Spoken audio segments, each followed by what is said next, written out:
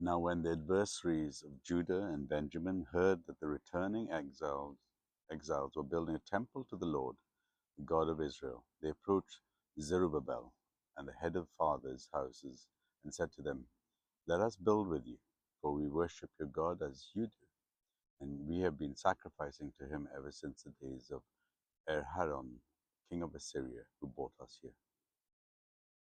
But Zerubbabel, Yeshua, and the rest of the heads of the fathers' houses in Israel said to them, "You have nothing to do with us in building a house to our God, but we alone will build to the house, the God of Israel, as King Cyrus, the king of Persia, has commanded us." Then the people of the land discouraged the people of Judah and made them afraid to build, and bribed counselors against them to frustrate their purposes all the days of Cyrus, king of Persia, even until the reign of Darius, king of Persia. And in the reign of Ashurus, in the beginning of his reign, they wrote an accusation against the inhabitants of Judah and Jerusalem. In the days of Artaxerxes, Bisham and Mithrath and Tabeel and the rest of their associates wrote to Artaxerxes, king of Persia. The letter was written in Aramaic and translated. Rehum, the commander, and Shimshai, the scribe, wrote a letter against Jerusalem to Artaxerxes and the king as follows.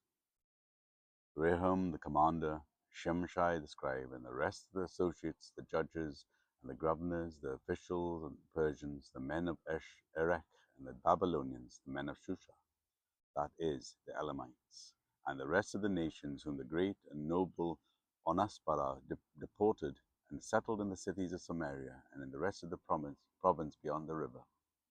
This is a copy of the letter that they sent.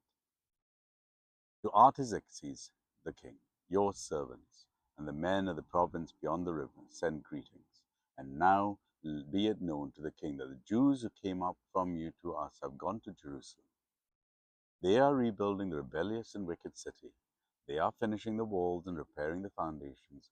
Now be it known to the king that if this city is rebuilt and the walls finished, they will not pay tribute, custom, or toll, and the royal revenue will be impaired. Now, because we eat the salt of the palace, and it is not fitting for us to witness a king's dishonor, therefore we send and inform the king, in order that search may be made in the book of the records of your fathers. You will find in the book of the records, learn that this city is a rebellious city, hurtful to kings and provinces, and that sedition was stirred up in it from old. That is why the city was laid waste. We make known to the king that if this city is rebuilt and the walls finished, you will then have no possession in the province beyond the river. The king sent an answer to Rehoboam, the commander, and Shimshai the scribe, and the rest of their associates who live in Samaria and in the rest of the province beyond the river, greetings.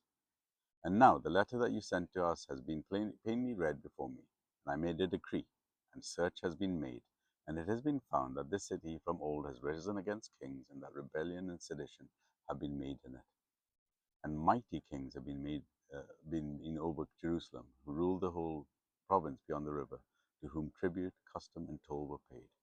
Therefore, make a decree that these men be made to cease, and that the city not rebuilt until a decree is made by me.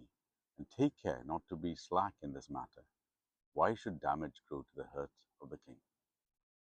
Then, when the copy of King Artaxerxes' letter was read before Rehoboam and Shimei the scribe and their associates, they went in haste to the Jews in Jerusalem, and by force and power made them cease.